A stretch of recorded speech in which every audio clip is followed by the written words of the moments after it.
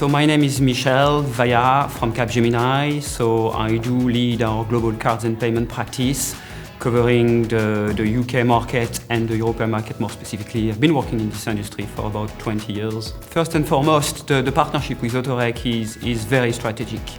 I mean, we started that journey with AutoRek about a year ago when we met at Cybos in Toronto. So you see that, in no way this is an opportunistic partnership. The vision we have for the partnership is a long-term partnership.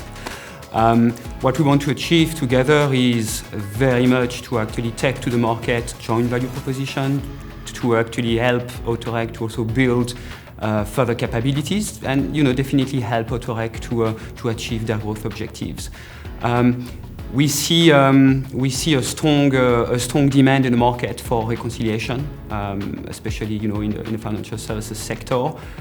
Insurance market, capital market, large banks are all facing some digital transformation challenges, where we strongly believe that AutoRek can actually bring a lot of value to those customers. And I think the way we foresee the partnership is by very much bringing the scale of our organization and complementing AutoRek's unique value proposition with the technology they have, and addressing at a larger scale some of those challenges we see in the market. Prior doing this, what I will want to say is that the World Payment Report is a very important piece of thought leadership for us. We have published this report for the last 20 years. What's unique about it is that it's a global report, so it addresses all the markets, and it's given a good view of key industry trends, regulations, but more importantly, it's made by interviewing payment leaders from the market, so from banks, from financial services institutions, but also corporate treasurers. So with this report, we actually combine two views from key stakeholders in this ecosystem. The payment business is a volume business. So we looked at the volume of transaction. There is a significant growth of non-cash transaction across all geographies. So 15% growth year on year we've seen from non-cash transactions. How it's stimulated is mainly by the rise of instant payment scheme across the world. So more and more, so we've counted about 80 plus countries that have actually introduced an instant payment scheme.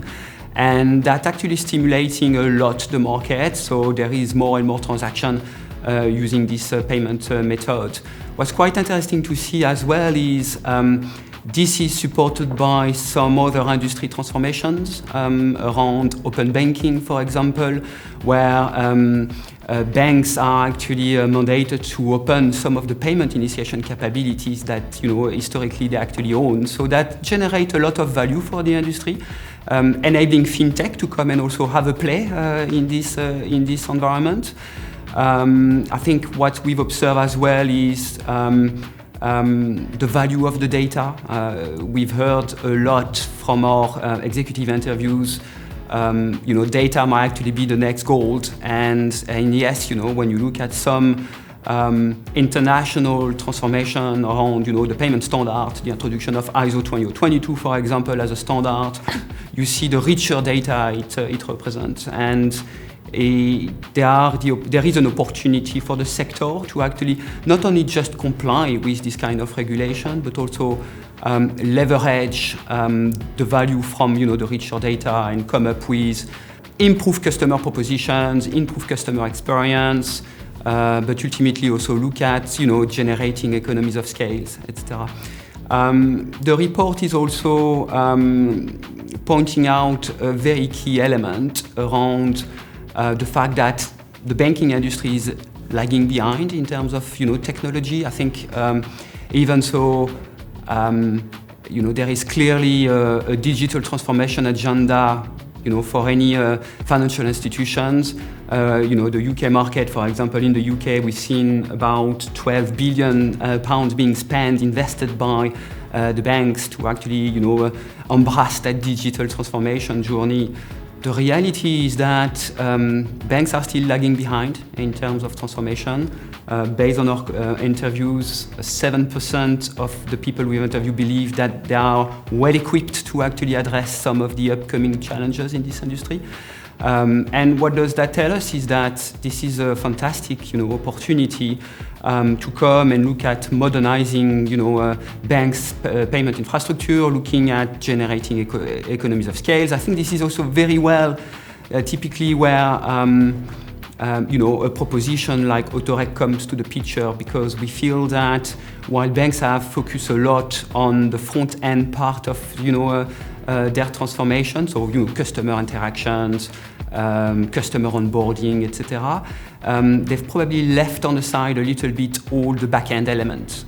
And when we look at payment reconciliation, for example, we feel that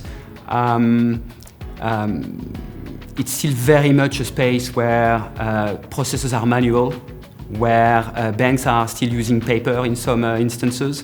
And we feel that this is definitely a space where there is room for optimization and the introduction of, digital technology. This includes the use of, cloud-based technologies, but also API-led type of architecture. And we strongly believe at Capgemini that AutoRek, has a fantastic proposition that well addresses these specificities of the market. It's an interesting one, actually, because you may think that. So Capgemini is, of course, a very large organization. We are about plus 300,000 people across the world. And you may think like, how could you actually operate with a small organization? And to be honest, this is a big question, even from our clients, when we talk about collaboration with fintech of the size of an AutoRek. We found ourselves with a lot of commonalities in the terms of human values, in terms of ways of working. I think AutoRek is bringing, I would say, the agility of a fintech. We are bringing, maybe in some aspect, the methodology of a large-scale, technology services organization. And I think we got along very well so far.